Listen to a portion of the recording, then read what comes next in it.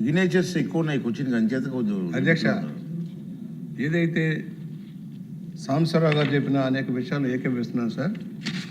మంత్రి గారికి విజ్ఞప్తి చేస్తున్నా, ఇవాళ పాల ఉత్పత్తి పెరగాల్సిన అవసరం ఉంది రాష్ట్రంలో. దేశంలోనే పాల ఉత్పత్తి పెంచాల్సిన అవసరం ఉంది. వినియోగం పెరుగుతూ ఉంది. కాకపోతే మన రాష్ట్రంలో దిగుబడి శాతం తక్కువగా ఉంది. ఆవుల్లో కానీ గేదెల్లో కానీ దిగుబడి శాతం తక్కువగా ఉంది. మేలైన జాతిని పెంచాల్సిన అవసరం ఉంది. దానికి తగిన విధంగా పశు వైద్యశాలని పునర్నిర్మాణం చేయాల్సిన అవసరం ఉంది సార్. ఆ మధ్యకాలంలో మందులు కూడా లేవు.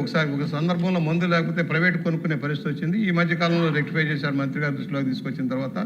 ఇవాళ ఏదైతే మేలైన జాతిని అభివృద్ధి చేయడం కోసం పశు వైద్యశాలు కూడా ఎలాగైతే మనుషులకు సంబంధించిన వైద్యశాలను అభివృద్ధి చేస్తున్నామో పశు వైద్యశాలను కూడా ఆధునీకరించాల్సిన అవసరం ఉంది. ఎక్విప్మెంట్ సమకూర్చాల్సిన అవసరం ఉంది. మీరైతే ఏమీ లేదన్నారు. ఏమన్నారు?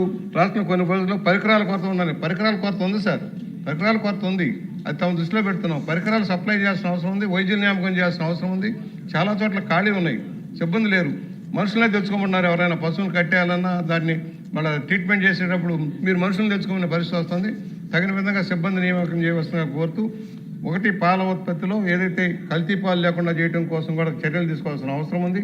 తగిన ల్యాబొరేటరీలను ఏర్పాటు చేయాల్సిన అవసరం ఉంది ఎక్కడికక్కడ. ఎందుకంటే ప్రైవేట్ రంగంలో వస్తున్నాయి.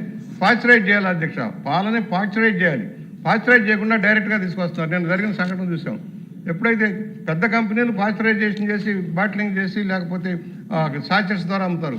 కానీ ప్రైవేట్ రంగంలో నుంచి వచ్చేవారు చాలా చోట్ల ఏం చేస్తారంటే సైకిల్ మీద మోటార్ సైకిల్ మీద తెచ్చి పాలు పోసేవాళ్ళు పాశ్చరైజ్ చేయరు, డైరెక్ట్గా వినియోగంలో తెస్తాను. దానివల్ల చాలా ప్రమాదం ఉంది. దయచేసి దాన్ని నిరోధించడానికి ఎలాంటి చర్యలు తీసుకుంటారో చెప్పవలసిందిగా మంత్రి గారిని కోరుతా ఉన్నాను. మురళీమోహన్ గారు.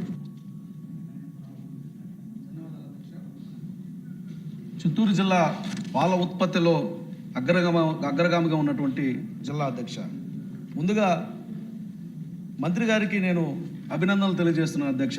ఎందుకంటే ఎప్పుడు ఏ చిన్న విషయాన్ని ఫోన్ చేసి చెప్పినా కన్సర్న్ అధికారులు వెంటనే మాకు ఫోన్ చేసి ఆ సమస్యను పరిష్కరించడంలో అచ్చెన్నాయుడు గారు చాలా వరకు కూడా మా జిల్లాలో సమస్యలు పరిష్కరిస్తున్నారు అధ్యక్ష. ఈ సందర్భంగా 3వ ప్రశ్నకు వివరణాత్మకమైనటువంటి అంచనాలు రూపొందించడం జరుగుతుందని